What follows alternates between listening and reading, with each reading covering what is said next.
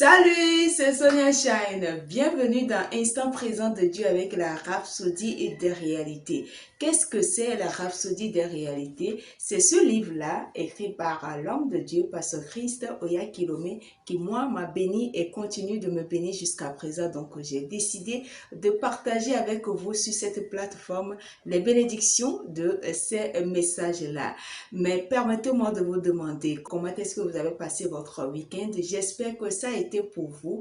Quant à moi, je rends grâce à Dieu. Je suis très heureuse de vous retrouver encore pour ce premier rendez-vous de la parole de Dieu, bien évidemment, à travers les enseignements de la Rhapsodie des réalités. Ce livre-là qui sort par mois, chaque jour avec un thème spécifique et un développement qui va avec. Aujourd'hui, c'est lundi, nous avons affaire encore avec un thème vraiment intéressant. Le thème est intitulé comme suit: déclarer toujours la sagesse. De quelle sagesse s'agit-il? C'est ce que nous allons découvrir dans l'enseignement. Le verset d'ouverture est tiré de 1 Corinthiens chapitre 2, verset 12 à 13. Là, il est écrit: Or, nous n'avons pas reçu l'esprit du monde, mais l'esprit qui vient de Dieu, afin que nous connaissions les choses que Dieu nous a données par sa grâce. Et nous en parlons non pas avec des discours qu'enseigne la sagesse humaine, mais avec ce qu'enseigne l'esprit, employant un langage spirituel pour les choses spirituelles. Pasteur démarre l'enseignement comme si remarquez notre verset d'ouverture, là où il est écrit « et nous en parlons ». Puis, en lisant plus loin, nous comprenons ce que sont ces choses, c'est-à-dire la sagesse. Et 1 Corinthiens chapitre 2, verset 6 à 8 le rend un peu plus clair. Il est dit là-bas: cependant, c'est une sagesse que nous prêchons parmi les parfaits. Sagesse qui n'est pas de ce siècle, ni des chefs de ce siècle, qui vont être anéantis. Nous prêchons la sagesse de Dieu, oui, mystérieuse et cachée, que Dieu, avant les siècles, avait destinée pour notre gloire. Sagesse qu'aucun des chefs de ce siècle n'a connue, car s'ils l'eussent connue, ils n'auraient pas crucifié le Seigneur de gloire. Alléluia. Donc, nous comprenons à partir de ces deux passages ici que quand Pasteur titre le message ou bien l'enseignement déclarer toujours la sagesse, ce n'est rien d'autre que la parole de Dieu dont Pasteur veut nous faire comprendre ici de parler, de déclarer. Et c'est super important en tant que croyant, en tant que nouvelle créature, de déclarer toujours la parole. Donc, en termes plus clairs, déclarer la sagesse, c'est déclarer la parole de Dieu. C'est-à-dire que cette parole, quand nous la déclarons, elle déconcerte l'adversaire. Ils ne peuvent pas la comprendre. Par exemple, la parole de Dieu dit dans 2 Pierre chapitre 1, verset 4, que nous sommes un participant de la nature divine.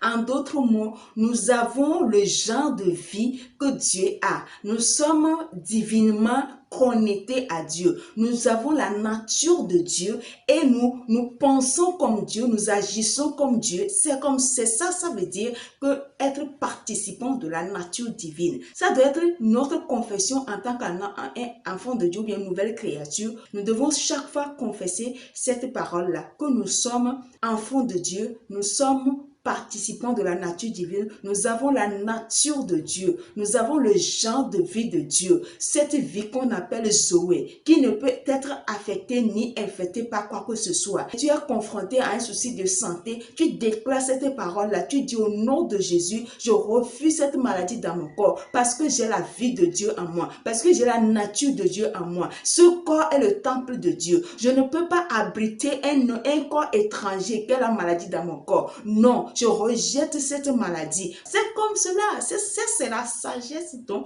Pasteur est en train de nous parler ici. C'est savoir qui tu es, ce que tu as et le déclarer. Pasteur dit que tel que nous l'avons lu dans 2 Pierre chapitre 1 verset 4, que nous sommes un participant de la nature divine, ça c'est une des sagesses de Dieu que nous devons déclarer. Par conséquent, sur la base, ou bien toi sur la base de cette déclaration, cette sagesse-là, tu dis, je suis un associé du genre divin, un participant de sa grâce, de sa gloire, de l'expression de sa justice. Je suis la justice de Dieu et je manifeste cette justice-là dans mon monde. Je refuse d'accommoder la méchanceté ou bien le mal dans mon corps. Ça, c'est déclarer la parole ou bien la sagesse.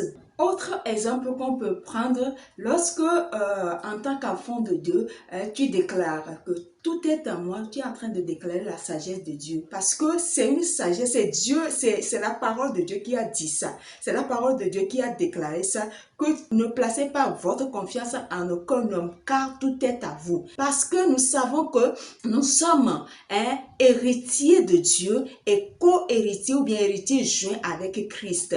Et nous comprenons à travers les Écritures que Dieu, il est le monarque de l'univers. Il est le créateur du ciel et de la terre et tout ce qu'il renferme. Par conséquent, tout ce que Dieu, puisque Dieu est notre Père et que la Bible nous fait savoir que c'est lui qui a mis en place le monde et tout ce que nous voyons aujourd'hui, tout ce que ça contient, par conséquent, nous héritons de ces choses-là. Donc, quand nous disons que tout est à nous, bien tout est, je dis que tout est à moi, c'est une sagesse que je suis en train de déclarer comme cela. Et par conséquent, tout ce dont j'ai besoin, je l'ai. Je n'ai pas, il n'y a rien dont j'ai besoin que je ne puisse avoir. Je dois l'avoir, c'est mon droit, c'est mon plein droit en tant qu'enfant de Dieu, en tant que nouvelle créature. Une autre sagesse qu'on peut observer quand on dit, quand tu dis, j'ai la vie de Dieu en moi. Oui, j'ai la vie, nous l'avons vu tout à l'heure que nous sommes, il y a un associé du genre divin. Ça veut dire que nous avons la vie de Dieu en nous. Qu'est-ce qui peut venir détruire cette vie-là? Quand un chrétien est victime ou bien un chrétien est malade, ça veut dire que d'abord, peut-être que ce chrétien-là ignore ce qu'il est ou bien ce qu'il a comme vie. Nous n'avons pas une vie ordinaire. Nous ne sommes pas des gens ordinaires. C'est ça, la vie de Dieu coule dans nos veines, coule dans notre sang. Donc, c'est super important d'avoir conscience de ces choses-là et de pouvoir les déclarer régulièrement. C'est en cela que nous pouvons profiter. J'ai la vie de Dieu en moi, je vis dans l'éternité, dans la zone où il n'y a ni manque, ni peur. Vous déclarez la sagesse comme cela. Imaginez où tu as conscience que tu vis ta vie, que tu vis là. Tu vis dans une zone où il n'y a ni manque, ni peur, ni mort. C'est-à-dire que tu vis dans l'éternité, dans la présence de Dieu, où tout est disponible, tout est à ta portée, tout ce dont tu as besoin, tu l'as. Donc, le dernier conseil que Pasteur nous donne à travers l'enseignement d'aujourd'hui, Pasteur nous dit de déclarer ce que la parole dit à notre sujet. C'est super important, sans tenir compte de la situation, de ce que nous traversons, de l'environnement, ce que l'environnement veut nous faire croire. Pasteur dit d'affirmer notre justice, notre santé, notre domination sur les circonstances et notre unité avec le Seigneur, avec audace. Oui, Pasteur dit de déclarer toujours la sagesse et notre vie glorifiera Dieu. Alléluia. Nous allons prendre la confession. Je dis, vous répétez après moi, s'il vous plaît. La sagesse de Dieu est dans mon cœur et dans ma bouche aujourd'hui. La parole de Dieu est comme du feu renfermé dans mes os et à mesure que je parle, je dissipe les doutes. Je triomphe et règne dans la vie par la grâce au travers de la justice, et la gloire de Dieu est visible et s'exprime à travers moi au nom de Jésus. Amen.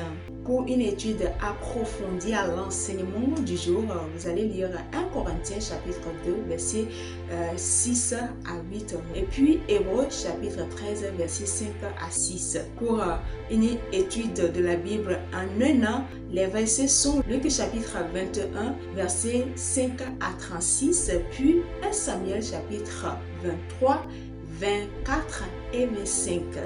Enfin, pour une étude de la Bible en 2 ans, vous allez lire Romains chapitre 15, versets 20 à 33, puis Psaume 131 et 132. Si aujourd'hui est votre première fois de tomber sur cette vidéo et que vous savez que vous n'avez pas encore donné votre vie à Christ, et c'est à travers cette prière que nous appelons la prière du salut. Je dis, et vous répétez après moi, s'il vous plaît. Ô Seigneur Dieu, je crois de tout mon cœur en Jésus-Christ, Fils du Dieu vivant. Je crois qu'il est mort pour moi et Dieu l'a ressuscité des morts. Je crois qu'il est vivant aujourd'hui. Je confesse de ma bouche que Jésus-Christ est le Seigneur de ma vie. À partir d'aujourd'hui, par lui et en son nom, j'ai la vie éternelle. Je suis né de nouveau. Merci Seigneur d'avoir sauvé mon âme. Je suis désormais un enfant de Dieu. Alléluia. Félicitations, bienvenue dans la famille des champions, dans la famille des illuminés, dans la famille des enfants de Dieu, dans la famille tout simplement des élus de Dieu. Aimez la vidéo, partagez-la, abonnez-vous à la page Facebook ainsi que à la chaîne YouTube.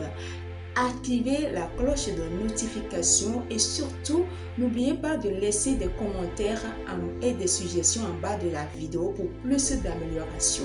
Si Jésus tarde à revenir, je vous donne rendez-vous sur un mercredi prochain et je vous dis au revoir.